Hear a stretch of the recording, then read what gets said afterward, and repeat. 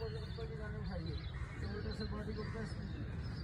shoulder से body को press कीजिए, लेफ्ट को ऊपर और ऊपर पॉइंट कीजिए, थोड़ा सा होल्ड करें, 5 4 3 2